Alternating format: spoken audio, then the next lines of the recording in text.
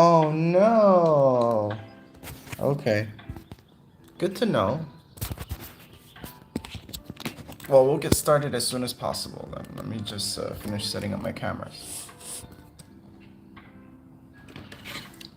Oh man. Maybe I should start earlier, right? I should start like at 6 a.m. What time do you wake up?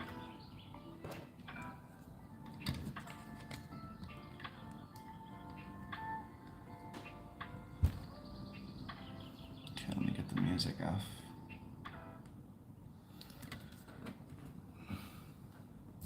All right, Terry. Talk to me. You have 15 minutes.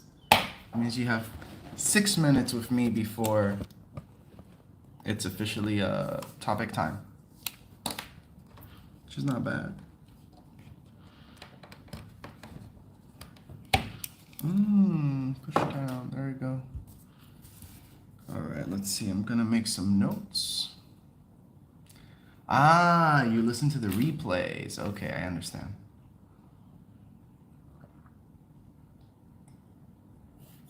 Got you. That makes sense.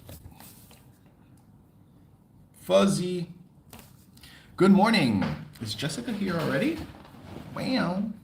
Well, actually, it's already 7:50, right? So it's kind of, it's about that time. Okay, let me take a look at my notes. I feel like I have a big topic today, but actually, maybe it isn't that big because of the audience. This may not feel like it's very important. Emotional maturity. Not age specific. Let's see what else we have. Handle stress. Disagreements. There's a lot of different points about this topic that we can uncover. Autonomy. Let's see. Oh yeah, self-awareness.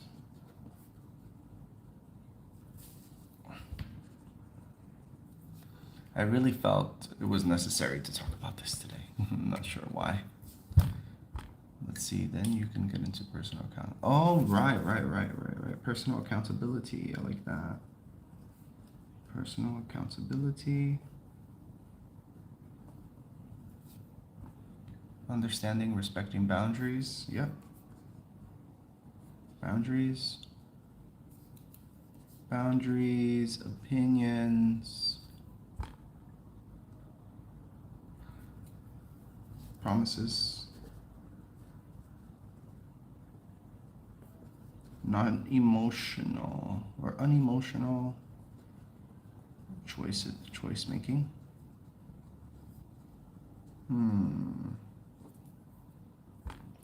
Oh, I just got one round of bleach, DeMarcus. Thank you though. I just picked the simplest way to change the color for now. Usually I have crazy colors in here for no reason. Let me see. From now on, I can only listen because I have to drive now. I'm listening. Oh, I see. All right, got you, Terry. No problem. No problem. Do your thing. All right, folks. So let me talk to you a little bit. So for today, we're already past loneliness. We talked loneliness for about 3 days.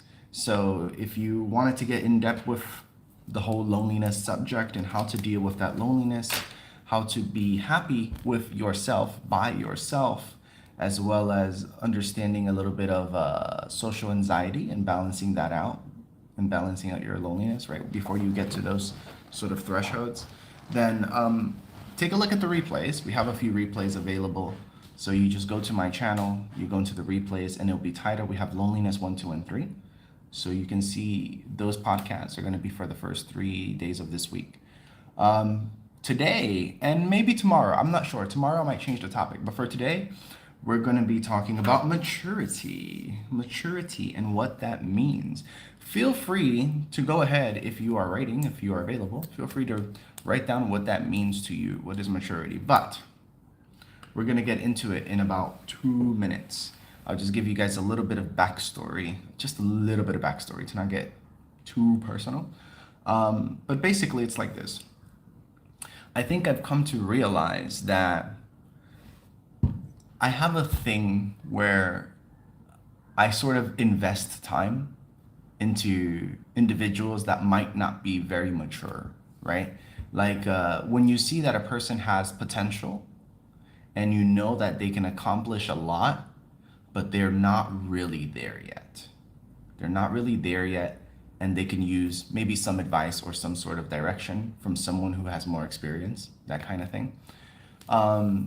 So I think part of the reason, like exploring my own head, right? I think part of the reason why I would do something like that is because when I was younger, it was actually quite difficult. Even today, it was actually quite difficult to find like a mentor. It is very, very hard to find a good mentor, to find this kind of figure. I don't want to say father figure per se, because it could be a man, it could be a woman. But yeah, it was very difficult to find someone to give direction or guidance, sort of like a big brother or something like that. And thankfully, I've done pretty well considering my circumstances. And thankfully, I have the privilege to be able to provide that for someone else if I choose to do so, right?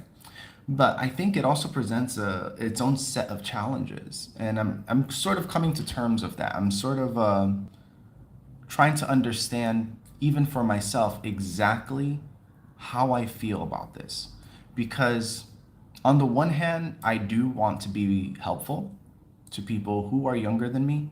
I do want to be a sort of guiding figure, if that makes sense. And what I mean is like I don't tell people what to do ever, but I do point out things when they are hypocritical. I do point out things when they are destructive or not practical. And so that way they can adjust a choice and find a better solution for whatever it is they're trying to accomplish. So when I'm talking about mentorship or guidance, I'm talking about when there's younger folks that they want something and they're thriving for that something. You know what I mean? So I think my biggest problem is, even though I do have patience, I have a decent amount of patience, I would say. It does get boring. Maybe not, the word is not boring, but it gets slightly irritating, because I'm not angry or anything, but it's a little bit irritating to see a person make the same mistakes over and over, or use the same excuses over and over. Like once or twice, I can understand, but when it happens over and over and over, even though you've provided ample guidance, ample evidence of what will happen, it's it's redundant. It's redundant, and I'm not really a fan of that. So, yes, we need to understand that younger folks, and I don't mean younger by age, but younger folks in terms of mental maturity, may not be there just yet. Hmm? What, really? Um, you can't hear me? Okay. If anyone else can hear me, type in number one, please.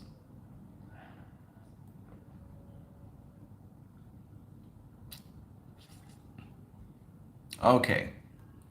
So you can hear me. All right, all right. Thank you very much. Thank you very much. Beautiful. Right. So, back to the topic. Ania may need to work on, I don't know, disconnecting and reconnecting, because it looks like Ania can't hear me. So, guys, if you can write in the chat to Ania that you can hear me, so she should probably disconnect and reconnect, because she can't hear me say that, right? Thank you, thank you, thank you. Thank you for letting me know. All right. So, yeah, there's that bit of redundancy that over a long period of time gets a little bit irritating when you see the same person make the same mistakes over and over and over again. And they don't necessarily ignore you or ignore your advice or ignore your guidance. They do appreciate it, and they do say that, and they do show that they appreciate it. But at the same time, when the time comes to actually follow your advice, they sort of forget about it and they make the same mistakes over and over. So this is what is coming to my mind, right? This is why I decided to discuss the topic of maturity today. So let's start from the top. Let's start from here. What is maturity, right? So first I'm going to read what DeMarcus, so DeMarcus on YouTube has a decent description, I think, and I want to read out what he put. So DeMarcus says, maturity is often seen as a hallmark of personal development and emotional intelligence. Damn, beautiful. It reflects on an individual's ability to navigate complex situations with grace. That's beautiful, man. My goodness gracious. I couldn't have said it better myself. So there's so many elements that come into play when we are talking about maturity, especially the part about personal development and emotional intelligence. I think one of the things that a lot of us end up lacking, regardless of age, is the emotional intelligence factor, or the part of you that empathizes or rationalizes a situation with another person. Of course, you cannot feel empathy if you haven't had a certain experience. So I understand that. But we should still be able to understand when someone else experiences a challenge, even if we didn't go through that specific experience. Because, for example, good morning, Iris. For example, let's say Iris is going through a very hard time with something that I don't quite understand. So, for example, let's say Iris had a fight or an argument with her friend, one of her best friends, for whatever reason. And I think that the reason is kind of silly or unimportant or whatever.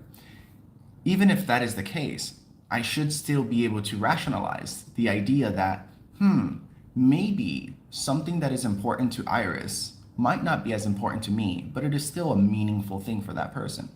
So, for example, for me, I don't think it's necessary for me to spend time physically with my friends or to contact them or message them every single day. I don't think that's necessary. But hypothetically, let's say maybe for Iris, it is important for her to spend time in person with her best friend. And if her best friend, avoids her or whatever because she's going out with a guy who knows what, then maybe, for example, Iris is one of those people that she appreciates her time with her friends and it is important to her. So she feels a little bit conflicted and a little bit emotionally unbalanced by this whole thing. Now, even though I may not experience or feel the same way, I should still be able to rationalize, this seems to be important to you. You seem to feel strongly about this. I don't totally understand why, but I can respect the way that you feel about it. Okay? Not to mistake this with apologizing, because this is not like, oh, someone feels bad because of you saying something, so you should apologize. Those are two totally different things. We're talking about like physical scenarios where you're not a factor. Okay. So, one of the first elements about maturity that I want to point out is that I really don't believe that maturity is a matter of age. I really don't think so. So you can be 18 years old, you can be an adult, you can drive a car, you can drink alcohol, you can smoke cigarettes, you can go to war. You know what I mean? It doesn't mean you are mature. It doesn't necessarily mean you are an adult or that you know what you are doing. It really, really doesn't. So from a physiological point of view, right? Your brain, especially for guys at least, you're not really fully developed in terms of your prefrontal cortex until around 26 years old. So in reality, like your brain is not even all there, right? And depending on your habits when you were younger, throughout your teens, going into adulthood, quote, quote, adulthood, depending on your habits, you may have also slowed down or sort of handicapped that development. It could be because of your diet. It could be because you lack exercise. It could be because you were like smoking weed or something like this, or taking drugs that have made it a hindrance for your own development in terms of your brain. So this is something that we can consider, the physical point of view. But at the same time, even when your brain is fully developed as an adult, right, an adult brain, you still don't necessarily have EQ maturity, if that makes sense. Like an emotional maturity, not necessarily. So what are one of the elements, what are one of the points that we can look at and say like, okay, this is a sign of maturity, or at least emotional or mental maturity? So one of the first things that I would point out is delayed gratification. So if you, unfortunately, this gets harder and harder and worse every time. If you're a person that you sort of cannot control yourself and you have to swipe through social media every day and see random videos and random messages just to sort of entertain yourself, to keep your brain busy, then unfortunately that is a sign of low maturity. Not to insult you in any way, guys, okay? But the truth is, if you remember, we've talked about this a little bit before. What happens when you're scrolling? What happens when you're looking at these super short videos with super quick payoffs, right? Is that you're doping yourself up. It's like a drug, right? And the necessity, right? The need to do that kind of thing is definitely a sign of, hey, we might not have enough mental maturity. And unfortunately, people into their 30s and 40s and even older are doing this right now. And it's kind of a very difficult fight to have, but I don't really want to get too deep into it because I covered this during another live stream where we talk about social media specifically and the effects on your brain related to social media. So if you really want to go into that one, you should probably check out that replay. Okay, so let's talk about the good sign of that, right? So the good sign of this sort of emotional development, we're talking about delayed gratification. So it means that you can appreciate that the work that you are doing or the sacrifices that you are making right now might not be paying off in the short term. You don't feel the reward or the gratification for it right now, but in the long term, you know that it will be worth it. So if we take into consideration, for example, if you're going to school, you're going to university for 4 years or 6 years or whatever, even though it may not be the greatest thing at the beginning, it could be very irritating, frustrating, it takes years to deal with and finish.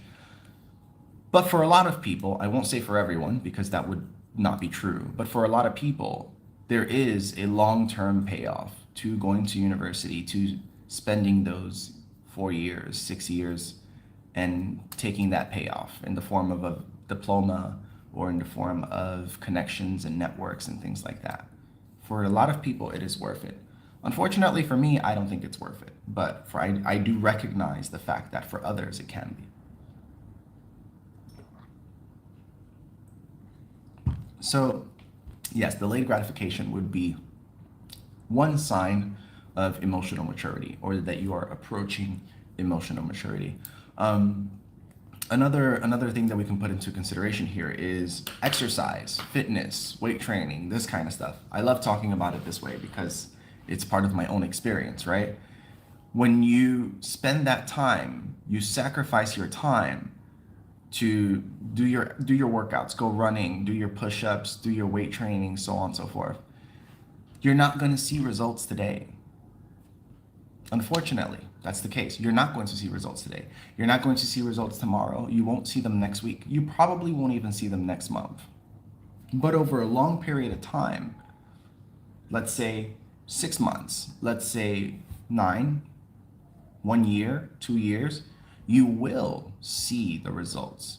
You will see yourself get progressively stronger, fitter, leaner. You'll feel better. You'll feel better about yourself, about your body, mentally. You'll feel better physically. You will have more energy. You will have more strength. I think today, one of the things that we really underappreciate is our bodies. The physical fitness and the physical wellness of our bodies is highly underappreciated. So if you can if you can really take the time to put aside and focus on your body for at least 10 minutes a day, 20 minutes a day, at least, at the very least, is better than zero by a long shot. Over a long period of time, doing this every single day, doing at least some exercise, some fitness routine for 10 to 20 minutes every single day, over a long period, you will definitely see a payoff. You will definitely feel better. And hopefully, the idea is that that short-term sacrifice, or yeah, I'm going to call it a short-term sacrifice. That short-term sacrifice of that 10 minutes or 20 minutes a day will also motivate you to do more, right? You'd be like, wow, if this is the results that I get doing 10 minutes a day for 6 months, what happens if I do 30 minutes a day for 6 months, or even 1 hour or something like that?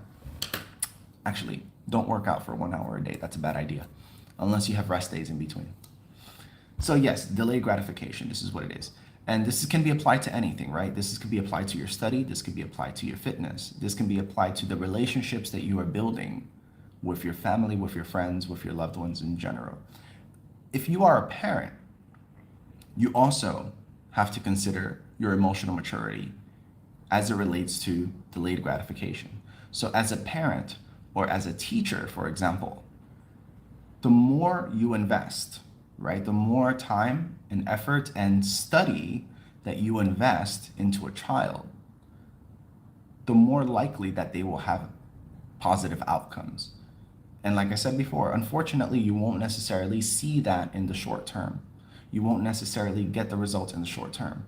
But as time passes and you see that child grow and develop and becoming a overall good human being, then you're going to feel it. You're going to be like, wow, this was definitely worth the effort. It was definitely worth the sacrifice of time. But in respect to that, I do want to point out, guys, that none of us, not a single one of us, as it relates to kids, for example, know what the hell we're doing. It's true. So just really quick, one piece of advice that I would give everybody, if you are working with kids at any capacity, whether you are a teacher, caretaker, or a parent or whatever, study it. Buy some books, learn about child psychology, learn about how their brain works, how the development of the brain works. It will change your life. If you deal with kids on a daily basis and you have a lot of challenges working with children, it will change your life. Look for some books, learn, read about it. You will understand kids so much better, and then your life will be so much easier. Okay, cool. So let's carry on. I'm going to catch up with the comments really quick. So let's see. Someone never matured. So UR says, someone never, or some people never mature no matter how old they are or how old he is or she is. Unfortunately, this is true. This is true. So what is the reason for that? Let's touch on that a little bit. If you believe that some people never mature, why do you think that is the case? The first thing that comes to my mind is that in order for you to mature, right, in order for you to grow or develop in some way, you have to experience some sort of stress or some sort of challenge that pushes you to learn or pushes you to grow or become better. So for example, let's say, hypothetically speaking, right, you guys don't have video. So let me change my example. Let's say, for example, you're lifting a weight and the weight is 5 kg, right? A 5 kg weight, you can probably lift 5 kg really easily, almost effortlessly, right? Okay, let's say 2 kg, effortlessly, right? So if you are lifting weights that take no effort for you to lift, chances are your body's not going to develop much. You're not going to get much muscle growth or any sort of building from lifting 2 kg, right? But if you put it so that you have just a little bit of tension, it's a little bit hard for you to lift over 6 to 12 reps. It could be 7 or 8 kg or even 10 kg. 10 kg is a little crazy, but bear with me.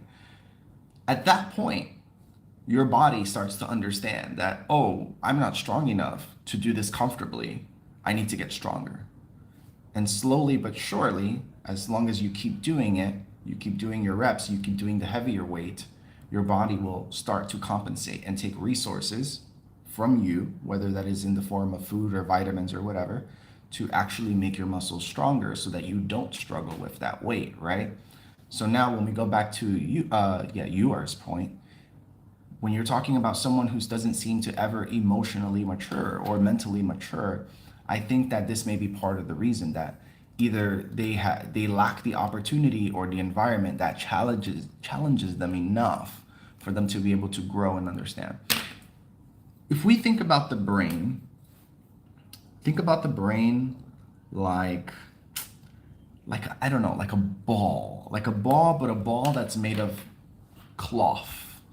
So it's made of, let's say, cotton, and then some leather, some denim, a bunch of these like clothing materials. You make a ball out of it, right? And from that ball, if you iron it, take out the leather part. If you iron it out, the ball becomes very smooth. So it has like nothing going on, right? But over a period of time, if you throw the ball around, if you roll it, you toss it, you pick it up, whatever, it's going to start getting lines and wrinkles. So I think you guys already know what a brain looks like, right? So your brain has a lot of, let's say, curves, grooves, valleys, wrinkles, all of these things. So when you're looking at the brain of a person who, let's say, is not emotionally or mentally mature, we also have to consider that some of the lines or some of the connections in the brain for many other people who are mentally mature or emotionally developed, those connections are not necessarily there for that person. I think that if we look at people's mental development as something physical, as if you're holding it in your hand and you're like, oh, this part is not connected. This part is not really linked very well and has a lot of detours. Then I think it makes it a little bit easier for us to, I want to say, sort of empathize with the idea of someone not being emotionally mature enough to deal with certain things. But that doesn't mean that we need to accept it. It just means that it helps to understand it. And if they are challenged enough, if there is enough stress that brings those connections together, then they can grow and become more emotionally mature and more mentally mature. Let's see, Iris. So Iris says, I think I feel like Iris. Iris says, I feel I was born mature. I thought my parents were childish, fighting for nonsense when I was very young. Me and you both, Iris. Me and you both, my friend. I would get these comments from people when I was a kid where they're like, wow, you really seem very mature for your age. You think about things better than the adults do. And I don't know where that's from, to be honest with you. I don't think I can point to one person, an older person in my family that's like significantly or mentally mature or emotionally mature. I think maybe I tried so hard to stay away from that it helped me develop my mind a little faster. Who knows? I don't know why that happened. But yeah, who knows? Maybe you were born mature. Maybe your mom had a lot of good milk when she was pregnant. So you were born extra healthy in the brain.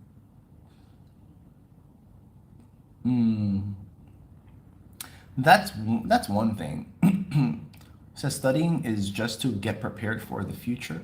I think getting prepared for the future is one part of studying, but I think the other part is supposed to be to realize the things you don't know. One thing about studying, oh man, I don't want to burn out this quote, but I love it so much.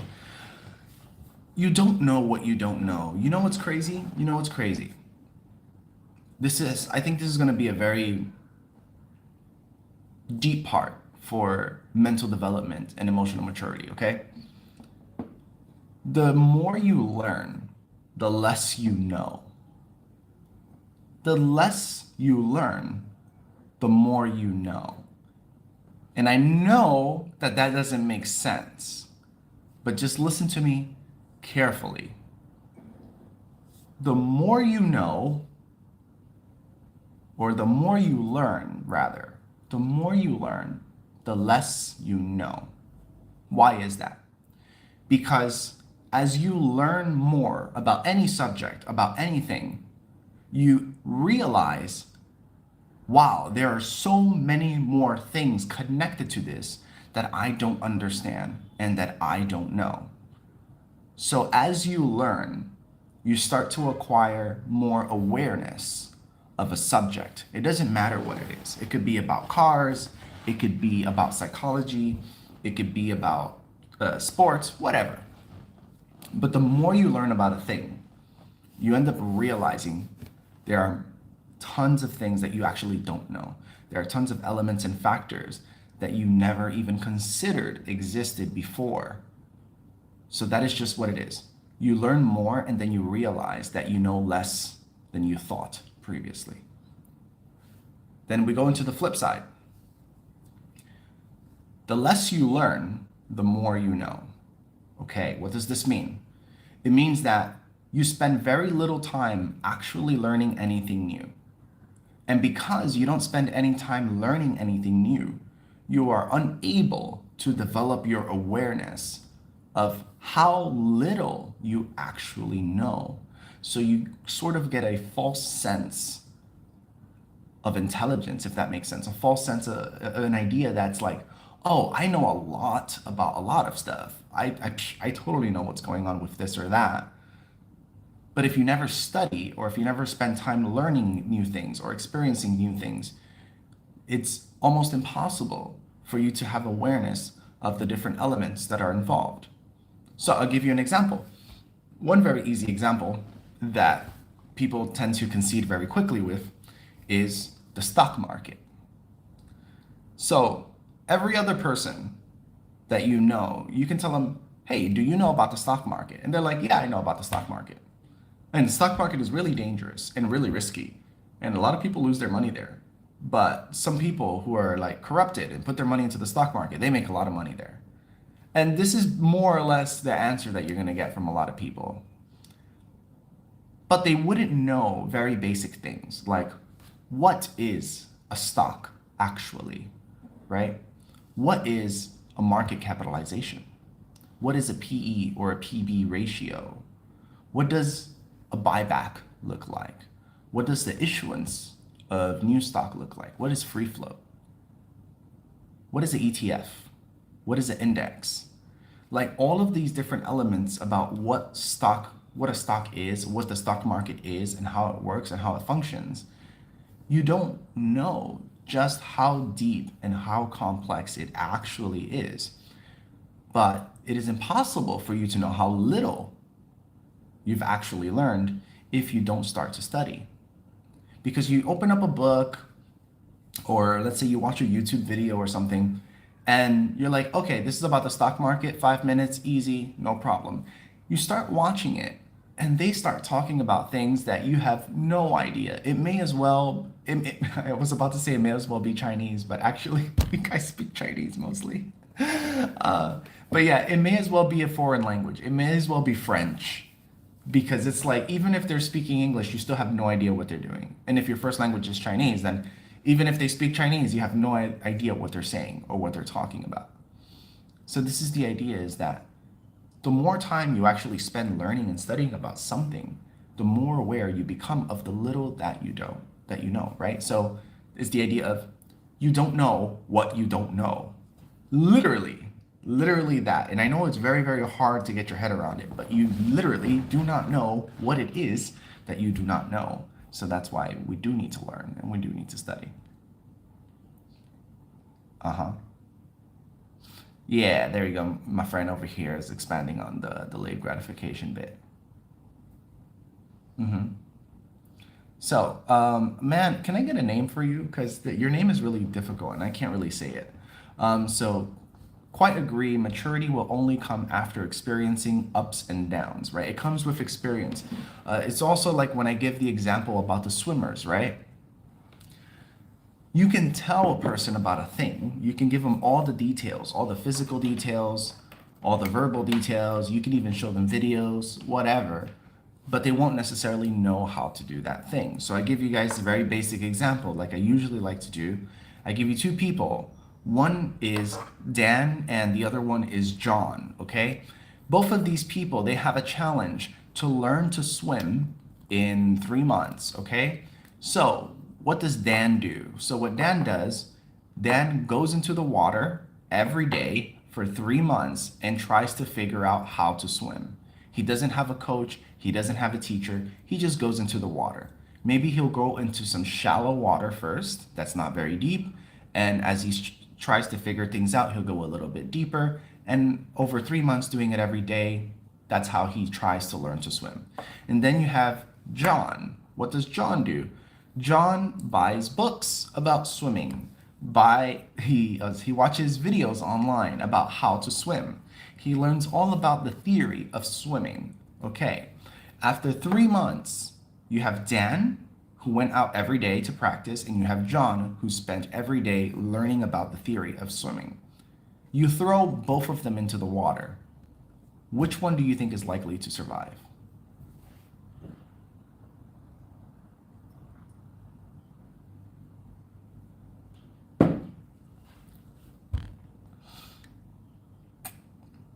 Wow, Tina, I love that comment. So Tina says, train your brain like you train your muscles, and they'll like your muscles will get yeah, exactly. Train your brain the same way you would train your muscles to make it stronger. This is the idea. Nice, nice, nice, nice comment, Tina. Okay, let me see. So Iris says delayed gratification is important for parents. They shouldn't be disappointed about a child for the mistake he's making.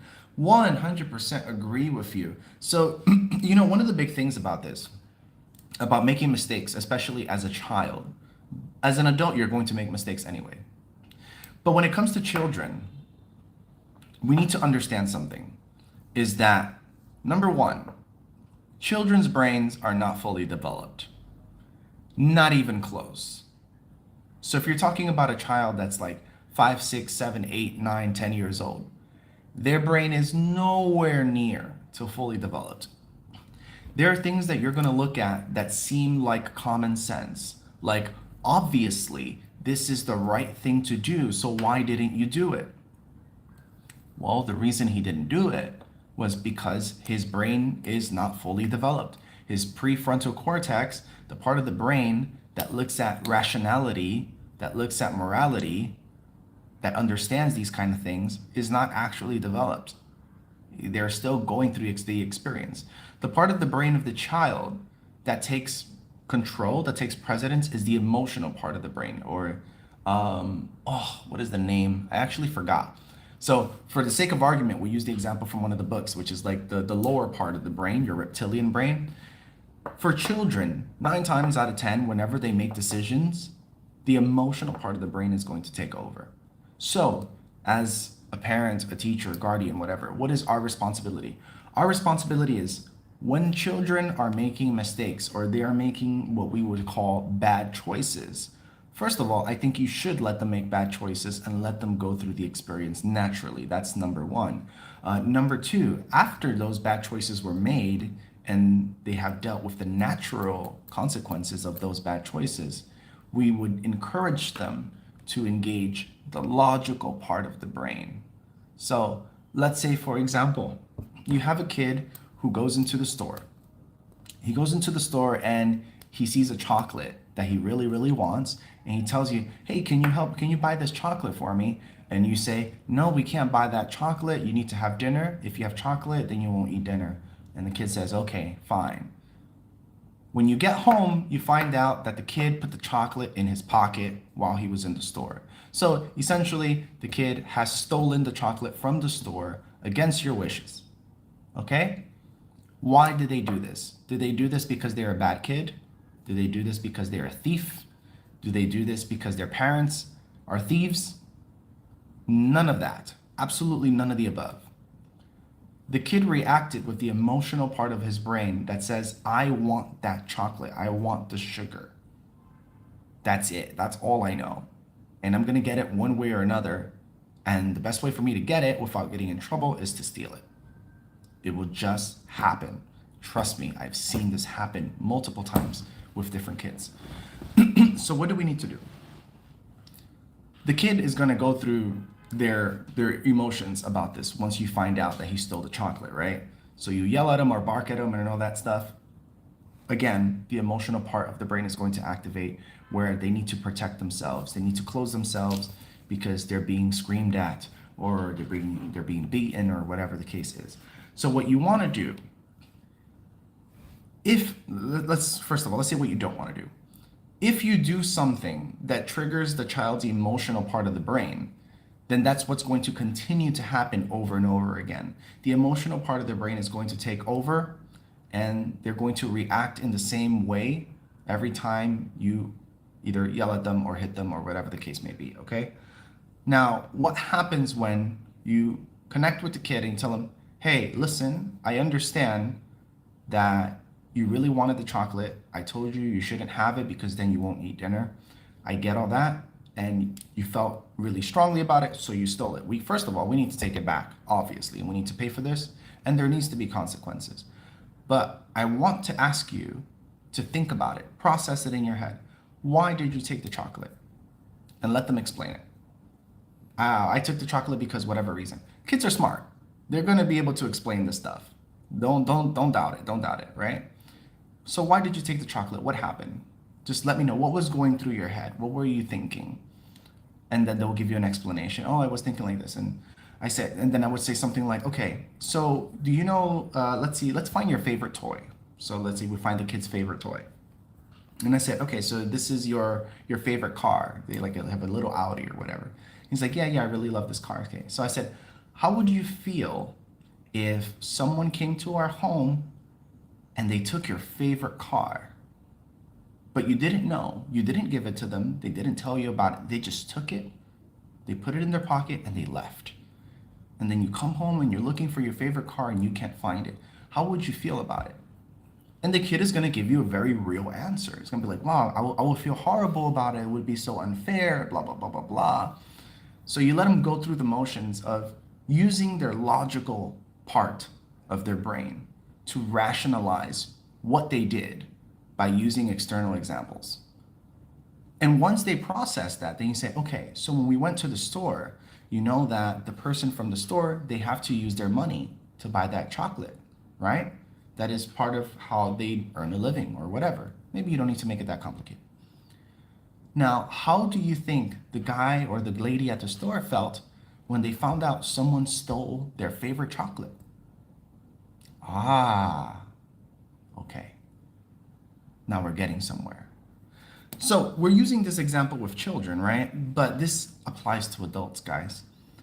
When you are consistently having them use their logical brain, their prefrontal cortex, activating it over and over again when they make bad decisions or where they make mistakes, it is more likely, you have a much higher chance that the next time they become emotional and may make a bad decision, they will almost naturally activate the logical part of their brain to help them make a better decision. But if you don't help them practice using the logical part of their brain, then the next time they feel like making an emotional decision, they will repeat the mistake. Okay, let me catch up with the comments because hell, we have a lot of comments. Okay, let's see. Giant babies, immature, naive, elderly, far outnumber self-taught, independent thought, emotionally mature people. Bro, Fang Li, I think you are right. I'm so sorry, but you are right. We can say that part of it may be a generational difference, that maybe people did things differently 1 or 2 generations ago from how we are doing things. And the more that time passes, the more information we have, the smarter we become, not as individuals, but as a group, as a whole. So I think to some degree, it is understandable that previous generations may not be as emotionally mature or mentally mature as newer generations, even though we are very, very scared of what's happening with the latest one.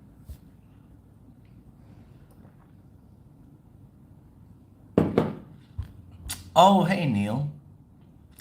I mean, I think I am. I'm not sure if I am, but I think I am.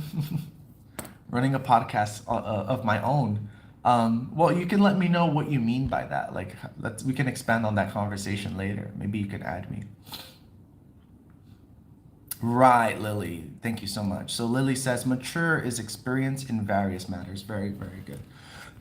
Also, I want to say thank you very much for the folks who dropped a coffee. Because I was in the middle of the topic, so I didn't really see. Give me a second. Who is it today? It says for the last 7 days. Somebody dropped a coffee and I didn't get to see who it was. Well, whoever dropped the coffee, thank you so much. 谢谢你的礼物. Thank you very much, buddy. By the way, guys, if you're enjoying the conversation, please make sure hit that follow button. 关注一下. Thank you so much for being here. You are amazing. 谢谢方里. Thank you, guys. Remember, 关注, 谢谢. Okay, let's see. Oh, Julian. Oh, there we go. So Julian says, the more you learn, the more you find out you haven't learned. Very good. It actually reminds me of another phrase. It was like, the more you F around, the more you find out. But yes, you're right. The more you learn, the more you find out you haven't learned. Oh, man. Oh, that's cute. That's cute. The more you learn, there are known knowns and known unknowns and unknown knowns. Oh man, that is too much. But okay, let's go through it a little bit slowly. Okay, so Fanli says there are known knowns. Yes, right? There are things that we know that we know. Good. There are known unknowns. Okay, so that means there are things that we know that we don't know. For example, where is there intelligent life in space? In what planet? In what universe? We don't know. And that's something that we know that we do not know. And then there are unknown unknowns. So unknowns are things that we don't know that we don't know. For example, there could be ghosts all around us watching us 24/7. And we don't know that. And there's no way that we don't know that we don't know that. Oh man. Oh, well, we already covered the political part of this podcast in on like November 4th or something like that. Let's see. Iris says, I was bad at biology in high school. My teacher demanded me to ask one question every day, but I have no question. Oh.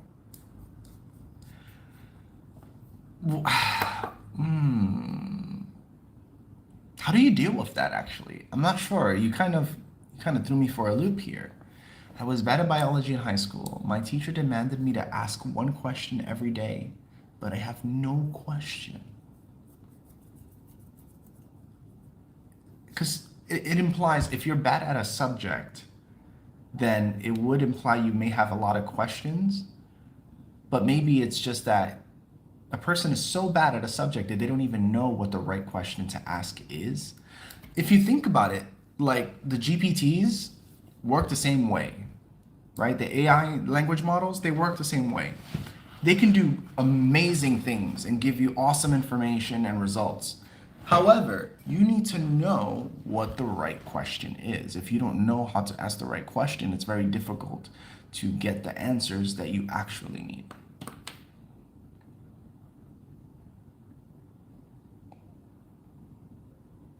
Yeah, baby, let's go. Yeah, so GV Zalay says, I can't agree with you more. Well, not anymore, but I can't agree with you more. When you start to learn, you will realize how small you are. And that is exactly my point. And that is exactly my point as it relates to maturity, as it relates to becoming like a full person, is that the more you learn, the smaller you become because you realize how small you actually are.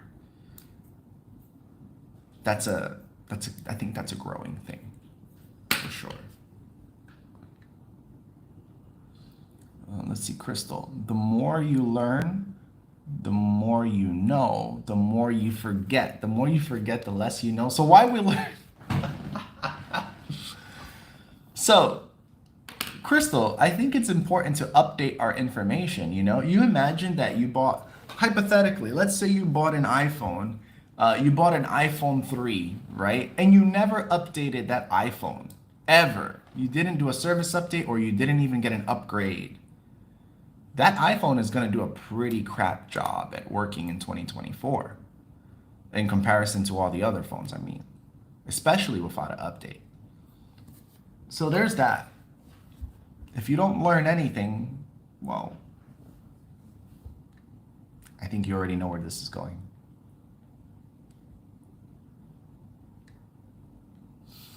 They just want to eat chocolate. Fang Li says, get the child thrown in jail. Oh, God. I mean, depending on the psychology of that child, who knows? Maybe in some niche situations it may be necessary. Yes. I would say that is true for everyone, right? So Tina says every skill needs to take time and practice to develop, especially with children. But I would say that that is true for everyone, children and adults.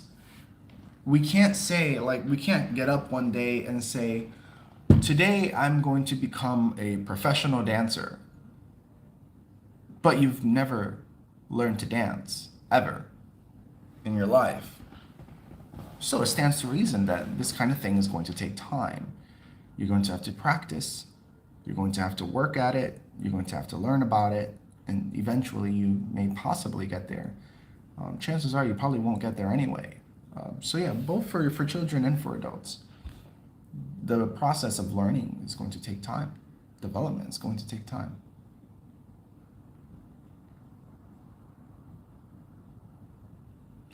Yeah, wow, is that Dove? Hey, Dove. Yeah, so Flying Dove, check it out. So Flying Dove says the elderly should also practice or exercise their brain.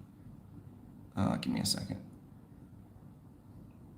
Right, the elderly should also practice or exercise the brain, otherwise aging will be fast. You know what's something very interesting? I'm not sure how familiar you guys are with Alzheimer's, like Alzheimer's disease. So the Alzheimer's is when people forget, like when they get older and they just start forgetting things, like basic things, like first it becomes very little stuff, like you forgot where you put your keys or your shoes or your umbrella or whatever. That's kind of normal, very typical stuff.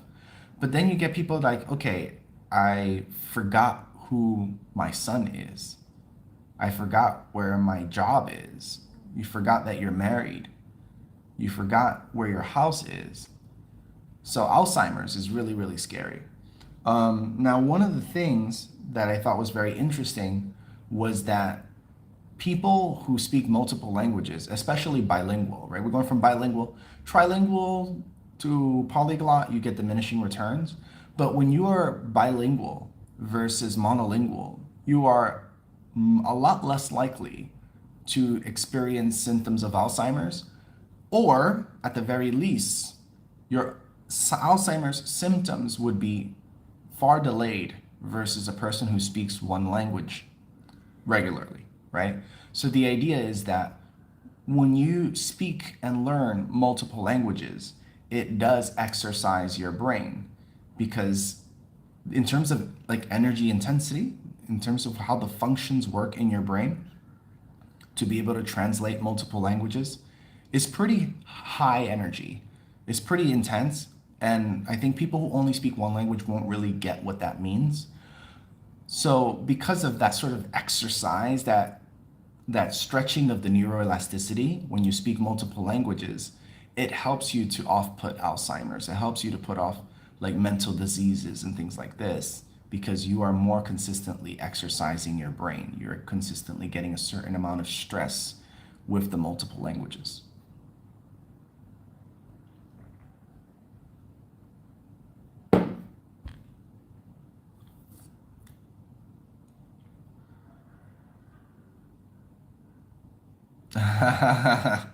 That's interesting. So he says one of the best ways to postpone aging, learn how to be a serious and thoughtful stock trader. That's interesting.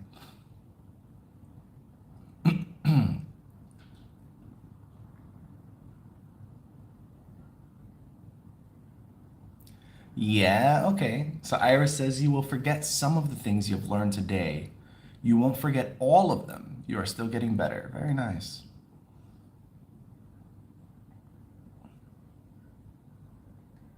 Very, very nice.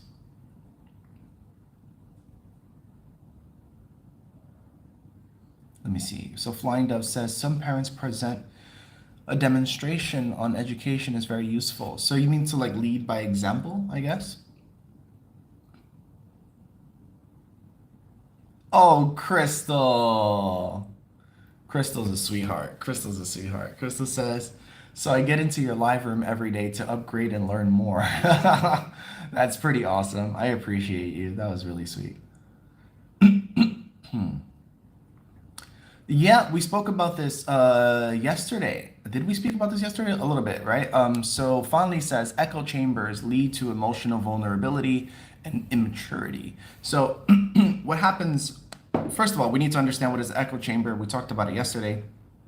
So if you think about an echo is just the same thing that you said or the same sound that you made being repeated over the distance, right? Right, right. Hello, hello, hello, echo. So the echo chamber, so it's like a closed space that is just repeating back to you the things that you are saying. So when you put this into a social environment, we're talking about when you have certain ideas or a certain way of thinking, and you only discuss those ideas or that way of thinking with people who agree with you. And because they agree with you, they just say back the same things. So this essentially is an echo chamber. What happens when you are just saying one thing and you're getting back the exact same thing, as Fang Li says, it will lead to emotional vulnerability and immaturity. Why? Because you are not being challenged in any way that makes you think harder, that makes you consider the possibility of there being more to your ideas or there being more nuance to things besides being right and wrong. There is always nuance, no matter how right or smart we think we are. There is always nuance. Yes, John.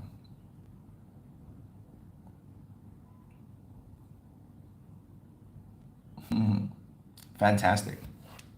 All right, guys.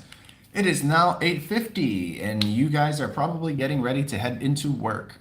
It is almost 9 o'clock. You guys got about 10 minutes. So let's wrap it up for now. Ladies and gentlemen, if you have enjoyed the live stream, the podcast, hit the follow button, 关注一下，谢谢你们，谢谢送礼物的朋友们，不要忘记关注一下。Thank you very much，也可以分享。You can also share our content. Remember, we have a channel full of videos with clips and information related to the topics that we discuss on the live stream and on the podcast. We are on voice on WeChat and we're on video on YouTube. So, word to the wise. Tomorrow morning is our last day for a while. Sadly, I'm sad and I'm sure you're sad too. So tomorrow morning is the last day for our WeChat group. Sorry. Not for our WeChat group, for our live stream.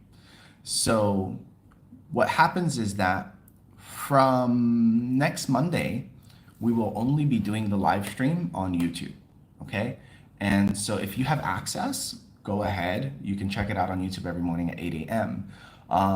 However, every morning between 7:30 to 8 a.m., I'm going to post a new video where I discuss the topic from the live stream on my channel. So what you can do, if you regularly get up to listen to this podcast, to listen to the stream, and I am not doing a live stream, please go into my WeChat channel every morning and look for the new video that I post. It's going to be a longer video and it will have no editing, no subtitle. It will just be me speaking, okay? So if you don't have access to YouTube, what I'm going to do is I'm going to keep posting those videos for you on my channel every day at 8 a.m. So that way you guys can still follow what we discuss on the live stream and stuff like that. So I'm going to be traveling for about 2 to 3 weeks. And when I come back to China, then I'm going to live stream on WeChat again, same time, same place. But while I am traveling, I won't be able to do the live stream based on WeChat's rules, based on WeChat's regulation. I won't be able to live stream outside of China. So that's why I'm using only the tube. Let's see. If you need to find me on any other place, we use the exact same name. So Comet Live, KOMITLIVE. It's the same name on every platform, whether it's WeChat, whether it's YouTube, whether it's whatever, you use the same name. Also, if you want, you can add me on WeChat, and my WeChat is the same as the channel name, same name, Comet Live. So you can go to the add user and put Comet Live for WeChat, and you can add me there directly. You have any suggestions for topics, you want to discuss anything, you want to be a guest on a live stream with me, feel free to send me a message on WeChat by adding me directly, okay? So let's see, besides that, I think that's about it. So let's see. Outro time, ladies and gentlemen. My name is Comet, your personal development and business consulting coach. Anything else? Feel free to send me a message. I hope you guys have an amazing day. Today is Thursday. That means tomorrow's Friday. The weekend is coming up, so we'll have time to chill and relax. I hope you guys have a positive, productive day.